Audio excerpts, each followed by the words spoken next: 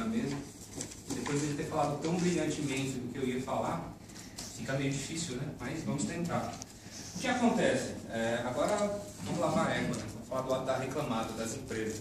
Nada contra o judiciário, não vou bater muito não. É o seguinte, a ideia principal que nós vamos ter aqui é o seguinte, eu acho que a gente tem que usar o que, como ele terminou falando, inclusive, da questão da subempregada, que o colega da MRV, se eu não me engano, mencionou MRV, que o colega mencionou MRV, que é um caso famoso que eu ia citar, vou citar, é interessante como exemplo.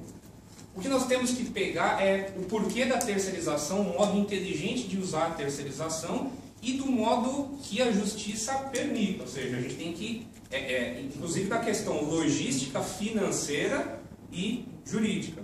O que acontece?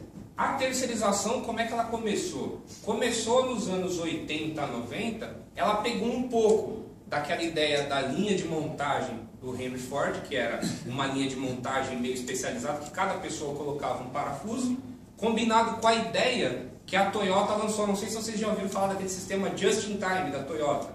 A Toyota ela não tem estoque em nenhum lugar do mundo. A cada fase do carro chega a peça no exato momento que precisa montar no carro na hora. E tem ali uma pessoa especializada em montar aquela peça. O que eu estou dizendo? Os gênios lá dos Estados Unidos, consenso de Washington, etc., eles começaram a pegar o lado bom da terceirização, virou o tal do boom do outsourcing, que acho que vocês devem ter ouvido, que lia muita revista de TI, informática, na época dos anos 80, 90, eles falavam muito do outsourcing. Tinha empresas de TI que não tinha um empregado registrado. Isso no mundo inteiro, a nível global. O que acontecia? Dividiam-se por especialidades, dividiam-se por equipes, dividiam-se por lote, por turno. O que aconteceu? Eu vou falar de experiências bem-sucedidas do nosso escritório. Já que ele falou brilhantemente da parte teórica e o que ele falou, nós estávamos conversando ali, eu atesto. Nos últimos 2 anos, nós tivemos mais improcedências na Justiça do Trabalho do que em toda a minha vida como advogado. As decisões efetivamente estão mudando. Agora, o cliente precisa colaborar, até o próprio colega ali mencionou. O cliente precisa saber utilizar os mecanismos com inteligência.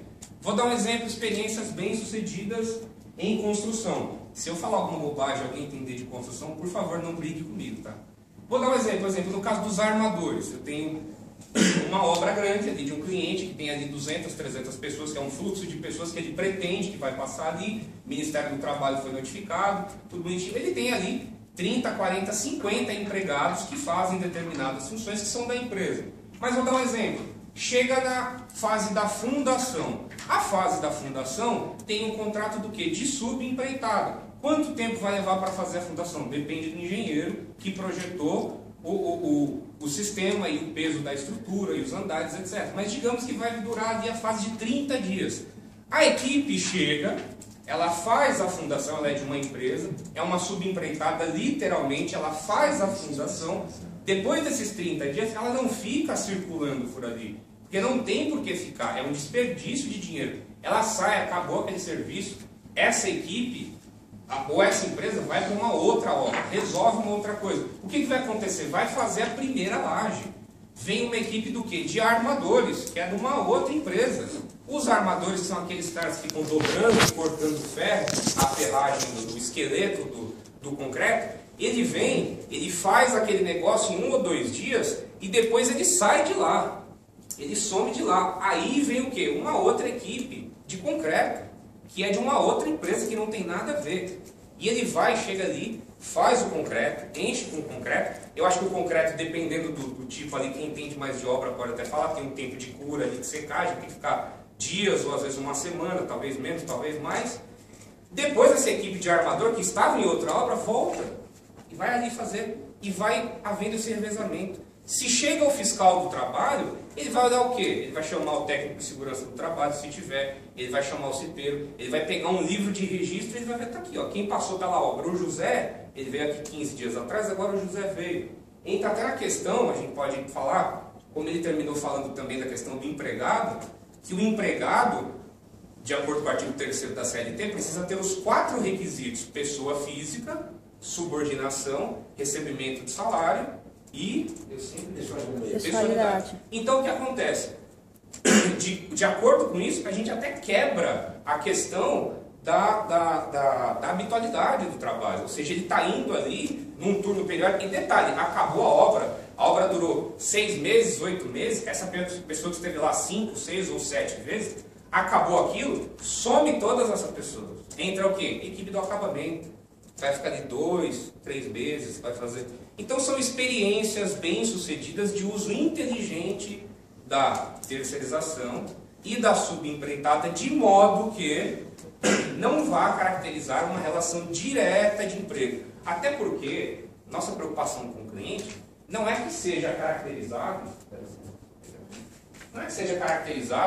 se a responsabilidade é solidária ou subsidiária.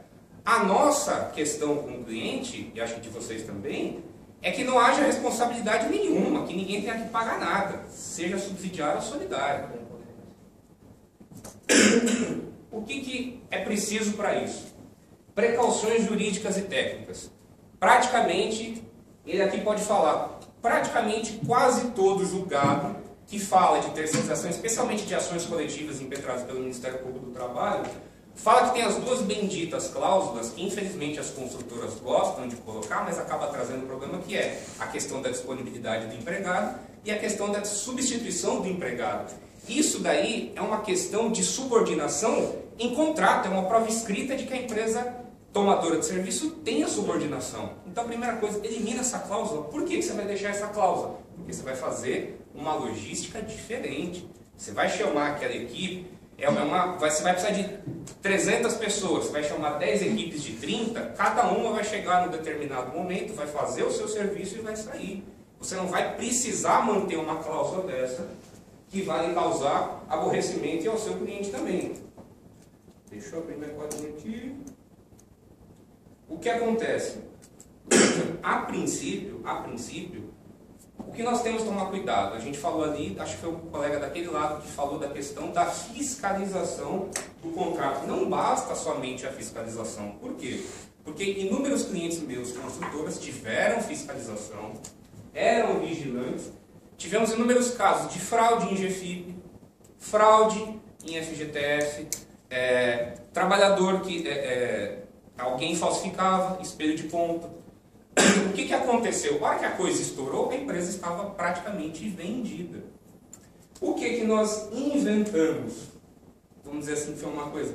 É um método de full disclosure, assim, de transparência total, meio que com a arma na cabeça, uma coisa assim, até agressiva. Chegou e falou, olha, o negócio é o seguinte, a partir de agora, o contrato é feito desta forma. Por quê? Porque antigamente, as empresas construtoras, para ter garantia, elas tinham que ter ou fiança bancária, ou seguro garantia, só que isso encarecia o custo tanto para o prestador quanto para a empresa.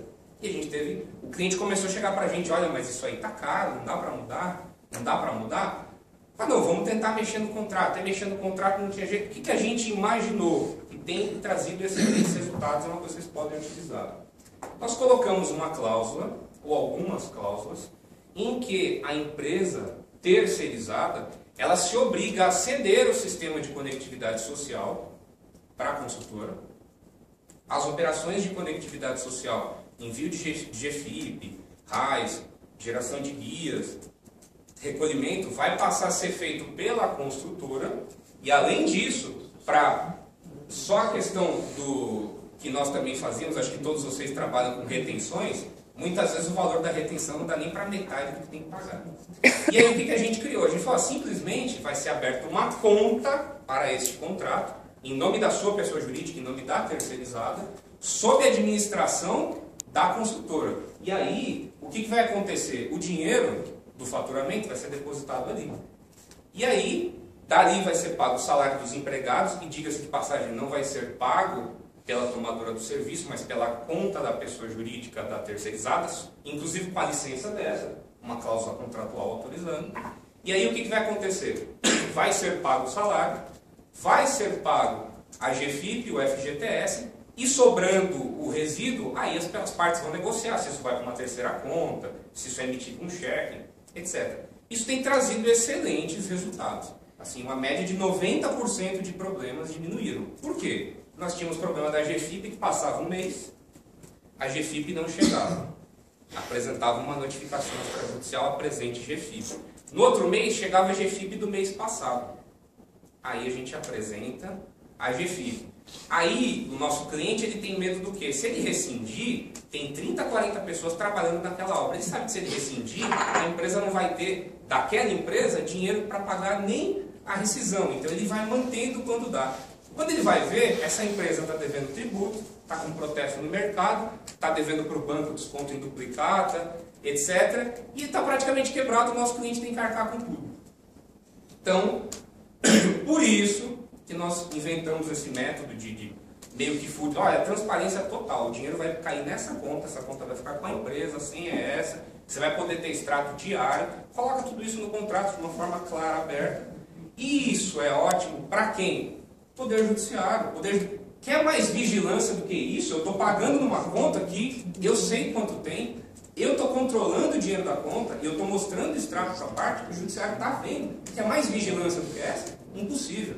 Eu estou fazendo o recolhimento do tributo, o trabalhador está ali, sofreu acidente, o governo vai afastar. O trabalhador morreu, a família vai receber pensão.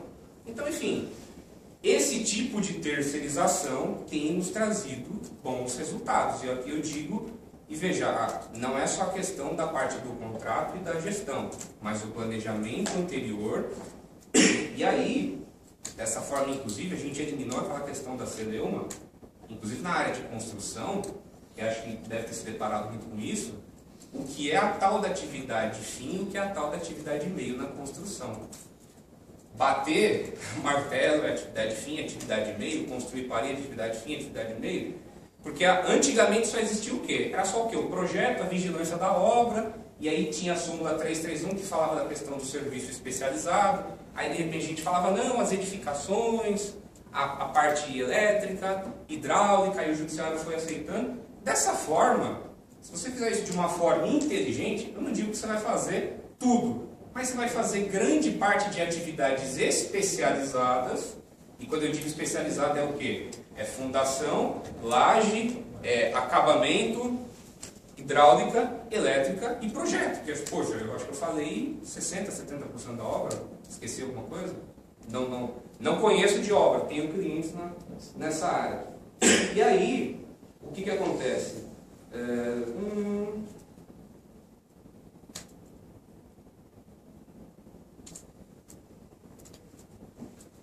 Eu falei da rotatividade das equipes de acordo com a fase da obra, mas tem uma outra questão que ele mencionou e eu gostaria de ressaltar. Eu acho que durante o planejamento da terceirização, sabendo de antemão, isso sem contar eventuais atrasos. Com atraso a gente lida de uma outra forma, mas acho que também pode contabilizar isso. Eu acho que até para ficar mais barato, até uma questão de custo para o tomador de mão de obra e para a empresa terceirizada, eu acho que no Brasil as empresas usam demasiadamente o contrato por tempo indeterminado, que é um contrato prejudicial, inclusive para vocês e para os nossos clientes que mexem com construção, que está de 6 meses, 1 ano, 2 anos, acabou uma obra. Então, no momento ele tem 20, 30 empreendimentos que ele está construindo, no momento ele tem 5, no momento ele tem 15, ele tem 30. E, como ele mencionou, existe a flexibilidade dos contratos, o contrato por tempo determinado. Então, é possível de antemão pegar uma determinada empresa e falar, olha, está aqui seus empregados, vão ser contratados por tempo determinado, já de cara vai ganhar uma economia do que? No aviso prévio e na multa do FGTS, que é uma coisa substancial na demissão desse empregado.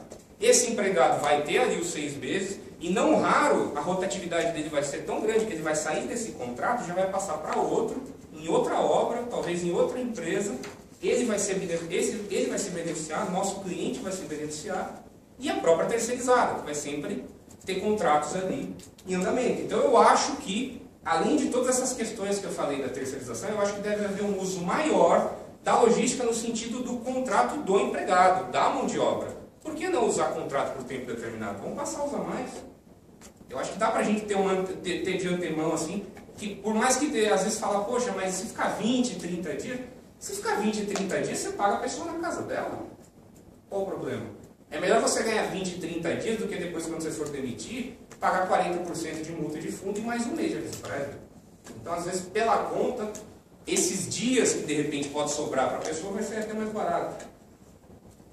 A questão das responsabilidades, ele falou muito bem da parte teórica. O que eu gostaria de mencionar aqui é que o Brasil, eu não sei exatamente a estatística do setor de construção civil, deveria ter me atualizado melhor, mas o Brasil é um dos 10 países do mundo com maior índice de acidentes de trabalho. Então, ou seja, precisamos melhorar isso. Então, ou seja, às vezes, inclusive a gente está falando de terceirização, que em si não traz problema. O que vai trazer problema na terceirização é quando o quê? Quando ocorre um acidente, quando ocorre uma despedida, ou quando ocorre a tal da fraude. Por quê? Porque a empresa não está pagando os salários, FGTS, férias, e às vezes simplesmente está lockout. O cara chega para trabalhar numa obra e não tem nada, o mestre de obras foi embora e ninguém sabe onde ele está, e o trabalhador fica olhando para a cara de algum representante do nosso cliente perguntando o que ele deve fazer. O que acontece? Uma coisa que ele não falou, que eu acho que é interessantíssima. Por quê?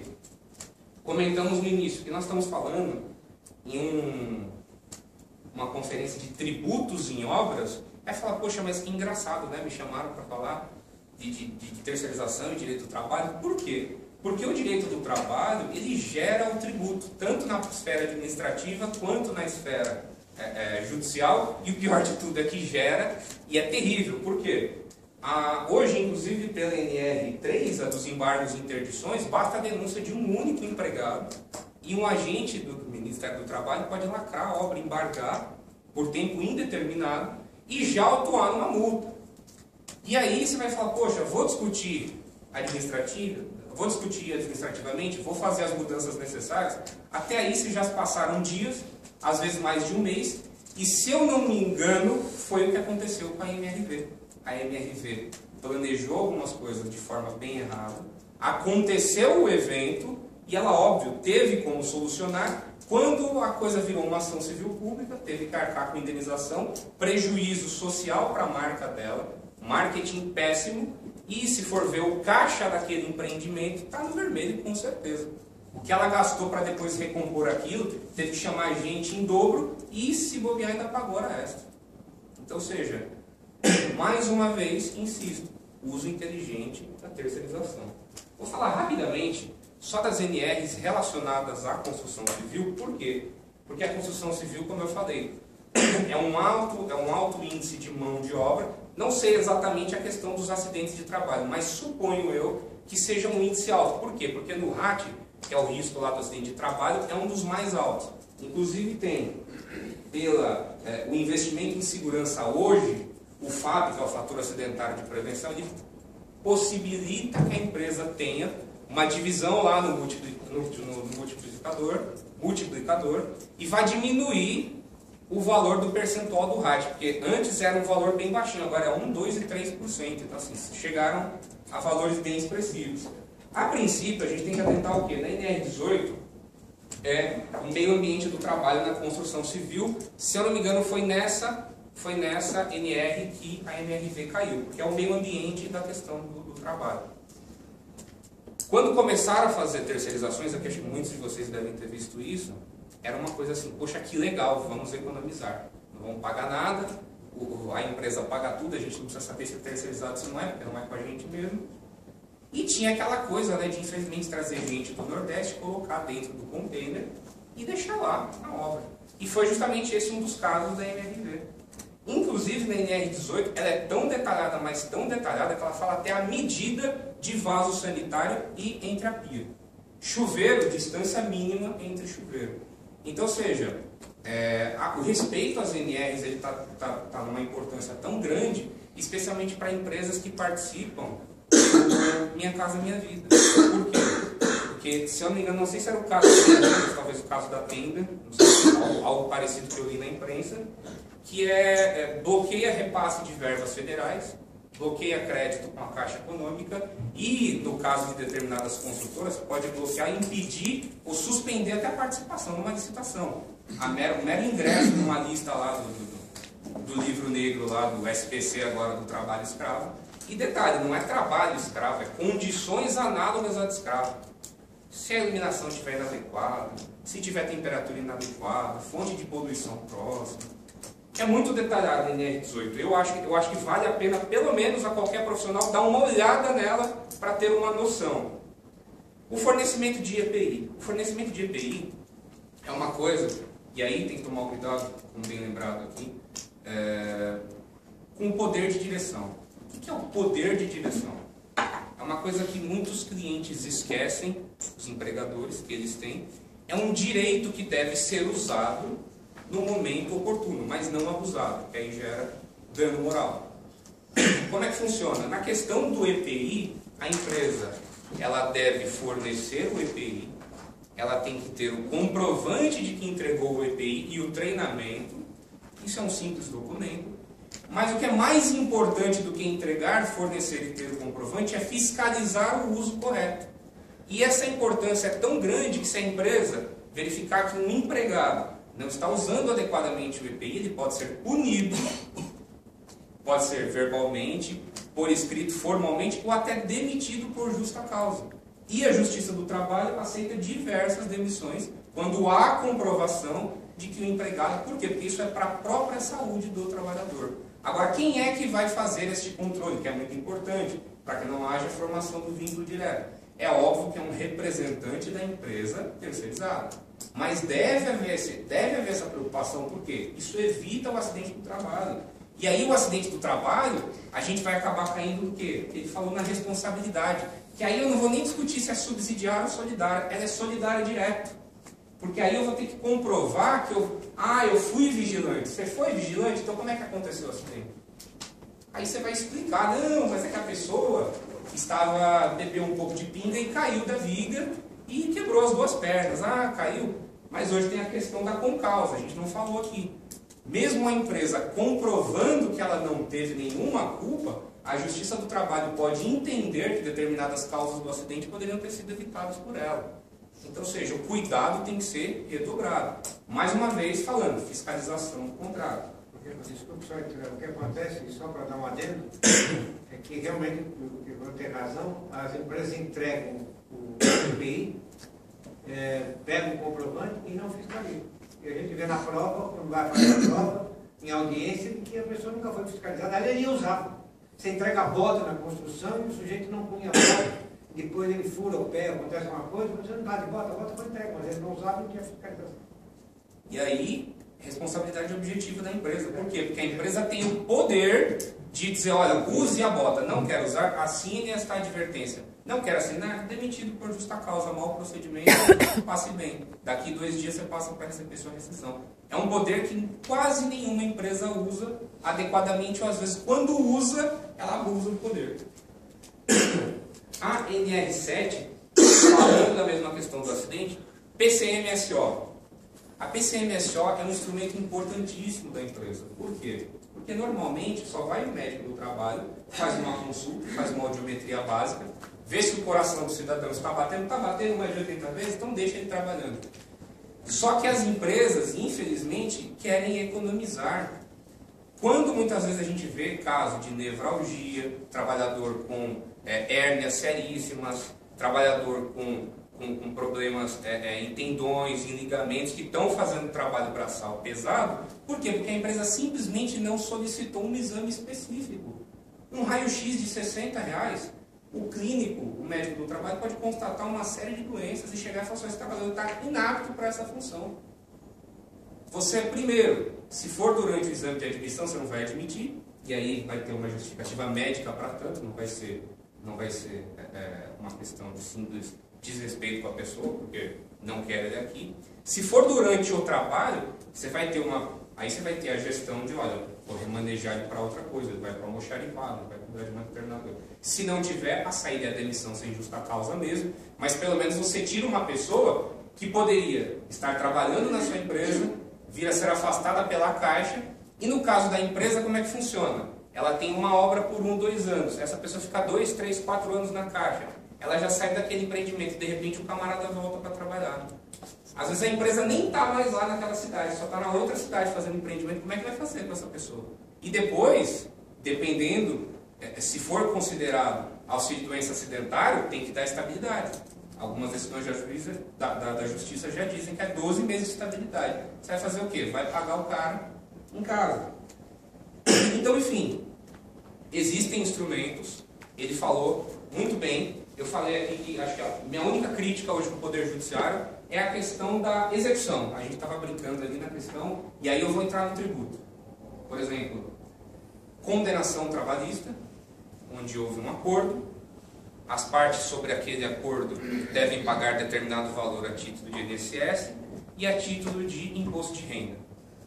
Aqui deve ter vários tributaristas que sabem 100 vezes melhor que eu que o imposto de renda, no caso de quem paga, ele se torna solidário entre a fonte pagadora e aquele que recebeu. Eu falei para ele, em alguns casos, inclusive, a Justiça do Trabalho, o trabalhador acabou de receber 300 mil reais no acordo, ela não executa este trabalhador e ela faz um bacen-jude na conta da empresa, que eu brinquei com ele, que eu falei que é o Facebook do juiz do mal, né?